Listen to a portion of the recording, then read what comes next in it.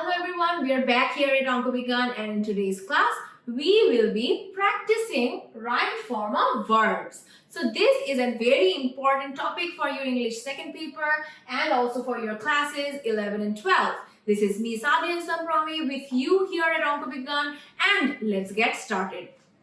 So in today's class, I have accumulated actually a few questions from your exam papers. So as you can see here, the first question is actually an extract from Joypurhat Girls Cadet College, and this was from their text examination which was conducted in 2020. So it was a very recent year, right? So make sure that when you practice these correct form of verbs and any other segments, you do the recent papers from your question paper first, because these are the most important ones. Okay, so let's get started. You see how this is the structure of your question. This is how your question will actually come. There will be a total of 5 marks for this particular question for right form of verbs, and in this 5 mark there will be 10 questions, and each question will have, of course, 0.5 marks. There will not be any negative marking if we do not answer them correctly. But yes, if you do not answer them correctly, you will also, of course, get 0 out of the 0.5 mark that you should have gotten, right? So let's not make that mistake at all, because verbs are something that is so essential, not just for this particular grammar topic, but also for your writing part, because we know that there are so many sentences that you have to write for your total marks for your essays and paragraphs and so on, and many other compositions. So make sure that you learn this topic properly. The videos for subject verb agreements have already been uploaded, so make sure you watch them properly. And then let's get started with this practice session. Earwax dash, and then you see no, which means that here you have to use a particular verb that goes with no, and it's not necessary that you have to put the word no as it is. You can, if it goes with the sentence, or you can change the word no with an ing form, or with a participle form, or with ed form, or you can add a few auxiliary verbs in the beginning of it. Okay, anything can be changed. So you see, we will first read the sentence and then we'll wonder what can we write in this blank. Earwax dash around the medical tracks as cerumen. With this means that a lot of people consider earwax in the medical field as cerumen. So earwax is known around the medical tracts as cerumen. Okay, then it dash a particle of a part of our body's natural defenses. So we see the word be here. What is be? Be means to be verbs. To be verbs are am, is, are, was, were. So you have to put either of these 5 words in the blank. It dash a part of our body's natural defenses. So the noun here is a part, and a part is singular. So we will use a singular verb is. So it is a part of our body's natural defenses. Dash by glands in our ear canals, and the verb here is secrete. So you have to understand that it is being done. If I say that something is being done, right after it, what am I doing? If I use the word is, and then if I put the verb has ed, right? So if I say I secrete blood, this means the verb will be according to my noun, which is I. If I say he secretes blood, here I have put s because it goes with my third person singular noun, which is he. But if I say it is done, similarly I will say he is secreted, or blood is secreted from him. So this is what? This is a sentence in the passive form. We will look into active and passive form in another video. So here we are trying to say that it is secreted by glands.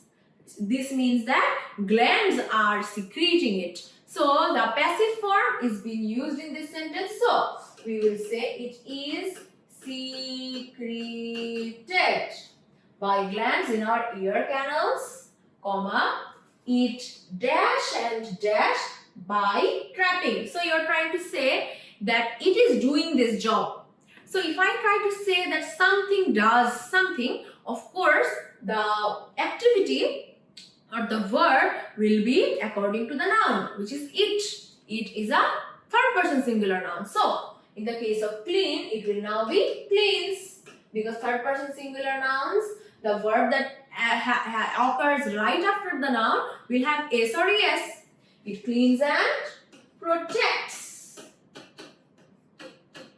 by trapping invading dirt and dust, and here you see prevent. This verb is once again for the noun it. So once again we will say what?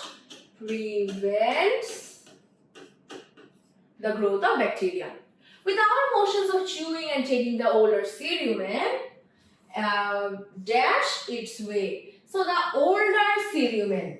Once again, this is what? This is a singular noun. So it will become followed by a singular verb. So the older cerumen makes its way out or washes away.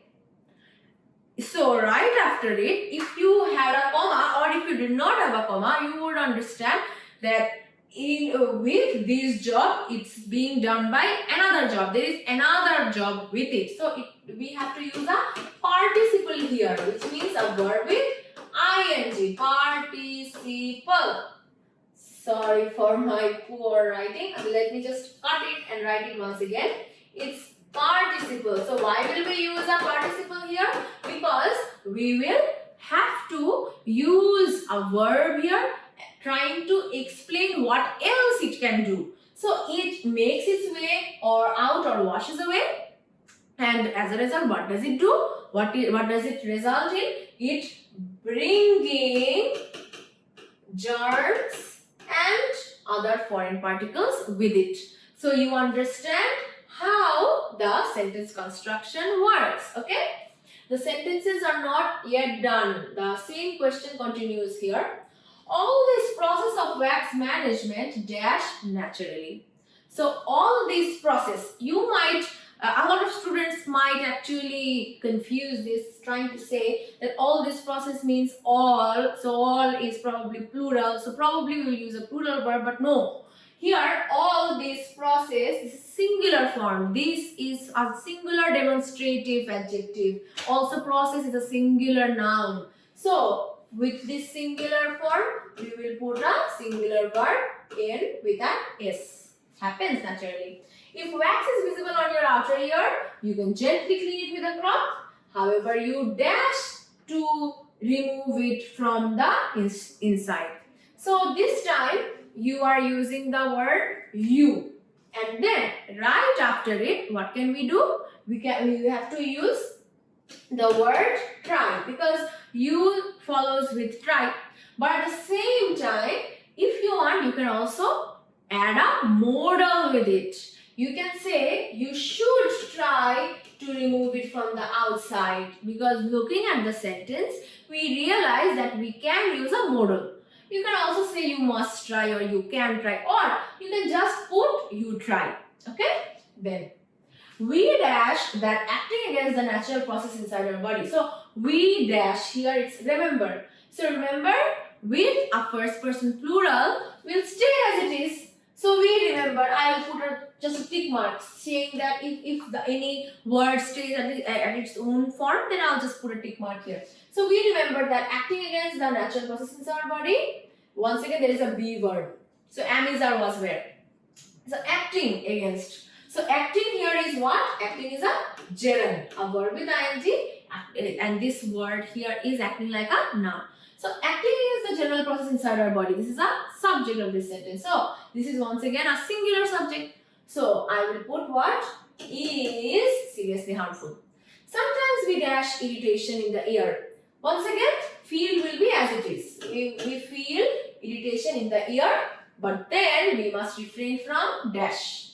We must refrain from dash. So whenever you see from here in the beginning of a verb, you will realize that the verb must have ing.